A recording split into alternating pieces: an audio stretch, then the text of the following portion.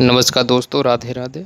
इस वीडियो में बात करेंगे हम आज के दो दरबारों के बारे में, पंडोकर सरकार और बागेश्वर सरकार।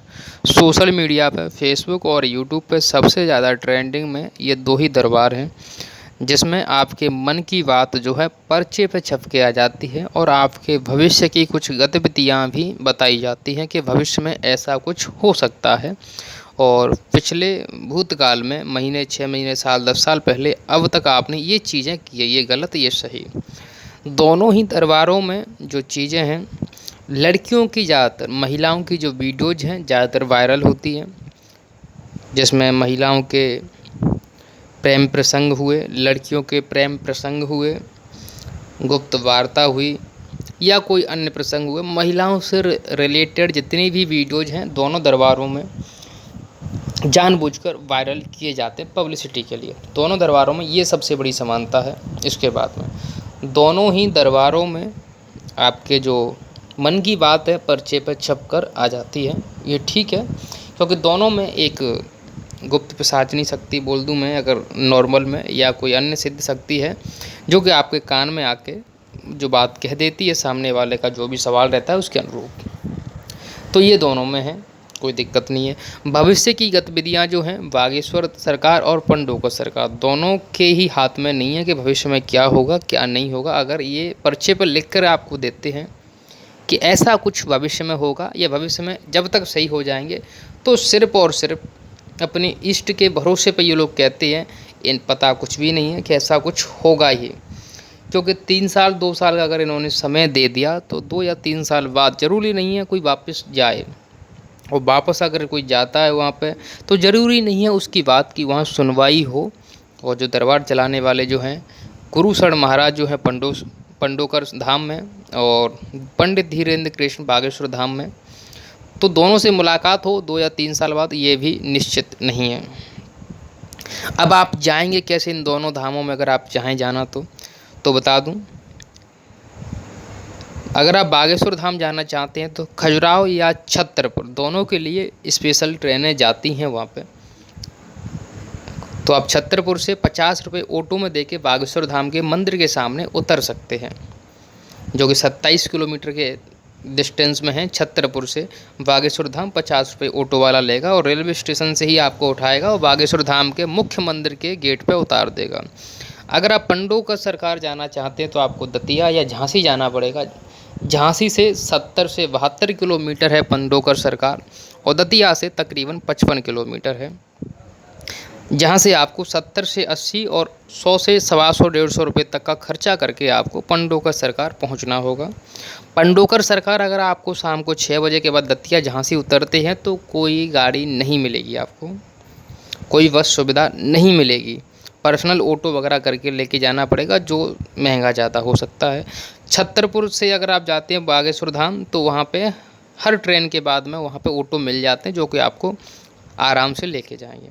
दोनों दरबारों में भीड़ की बात करूं तो पंडोकर सरकार में भीड़ कम होती है अपेक्षाकृत, बागेश्वर धाम में भीड़ बहुत ज़्यादा होती है। मंगलवार शनिवार को लाखों की संख्या में बागेश्वर धाम श्रद्धालु पहुंचते हैं। पंडोकर सरकार में अमावस के दिन मेला लगता है तो वहाँ उस दिन भीड़ होती है, इसके अलावा नॉर्मल भीड़ चलती है।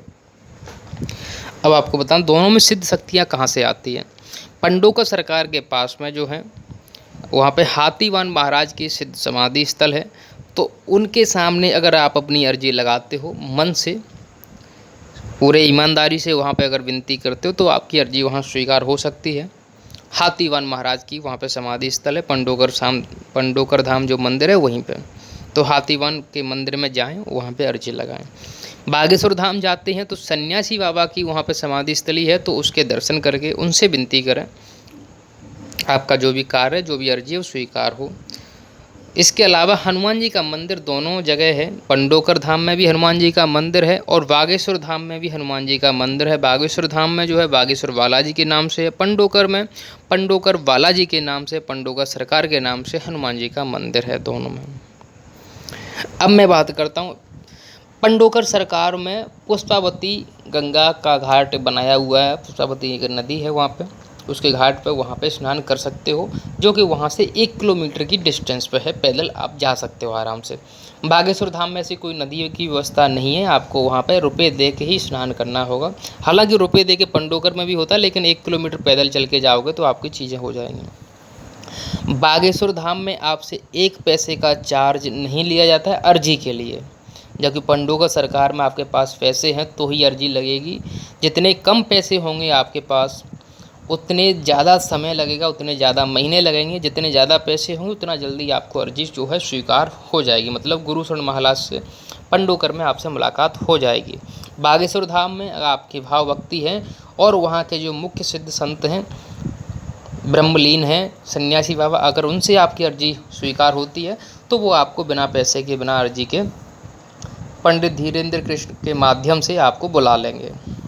ये दोनों जगह दरबार की विशेषताएं हो गई कि इसमें ये फ्री है, वो फ्री नहीं है, ठीक है। इसके बाद में आपको पंडोकर सरकार में 2020 के बाद में श्री का भंडारा या लंगर बोलूं वो शुरू हो चुका है। खाने की व्यवस्था एकदम बढ़िया है, पत्तल वगैरह दी जाती हैं तो वहाँ पे आपका खाना होता है। बागेश्वर धाम में भी स्टील की थालियाँ मिलती है, वहाँ पे भी प्रसादी है, प्रसादी में वहाँ पे दाल चावल या रोटी वगैरह जो भी है, लेकिन भंडारा वहाँ भी निःशुल्क है। दोनों जगह भंडारे जो है निःशुल्क है, लेकिन बागेश्वर धाम में पैसा नहीं लिया जाता अर्जी के लिए, पंडोकर में पैसा लिया जाता है। और यहाँ तक ऐसा भी नहीं है 2, 5, 10, 20, 50 हज़ार रुपये, लाखों रुपए तक अर्जी के लिए लिए जाते हैं पंडोकर सरकार में। लेकिन बागेश्वर धाम में अर्जी के लिए कोई पैसा नहीं। अगर आपकी श्रद्धा है तो दान पात्र में 100, 200, 50, 500 जो भी चढ़ा सकते हैं। नहीं चढ़ाने की इच्छा है, आप नहीं चढ़ा सकते तो ना भी चढ़ाएं, कोई दिक्कत नहीं है, कोई ज़बरदस्ती नहीं है। पंडोकर धाम का जो मंदिर है थोड़ा सा अस्त व्यस्त है, वहाँ पे जगह नहीं है परिक्रमा वगैरह करने के लिए, लेकिन बागेश्वर धाम का मंदिर बहुत ही विशाल है, परिक्रमा मार्ग बहुत अच्छा है, वहाँ पे बहुत अच्छा है। पंडोकर सरकार के पक्ष में वहाँ का जो प्रशासन है वो थोड़ा सा कम लगता है, वहाँ पे सुविधाएं थोड़ी कम है, विकास कम है। लेकिन बागेश्वर धाम में विकास बहुत तेज़ी से हो रहा है। वहाँ का प्रशासन बागेश्वर धाम के ही सेवा में लगा हुआ है पूरी तरह से। और भी अगर आपको कुछ जानकारियाँ चाहिए पंडोकर और बागेश्वर धाम से संबंधित तो इस वीडियो के कमेंट सेक्शन में जाएं, वहाँ पे कमेंट करें। आपकी जो भी समस्या है, जो भी प्रश्न है, आप प्रश्न जो है कमेंट सेक्शन के थ्रू पूछ सकते हैं, कमेंट का मैं रिप्लाई करूंगा। और अगर कुछ कमेंट्स ज़्यादा होते हैं तो उस कमेंट्स के लिए भी मैं अलग से वीडियो लेके आऊँगा, उसमें आपकी जितनी भी जानकारियाँ होंगी वो आपको जानकारियाँ उपलब्ध कराने की कोशिश करूँगा। अगर ये वीडियो अच्छा लगा है आपको तो वीडियो को लाइक करें और चैनल को, सौरभ महेरे को, ब्लॉग को सब्सक्राइब ज़रूर करें। धन्यवाद दोस्तों।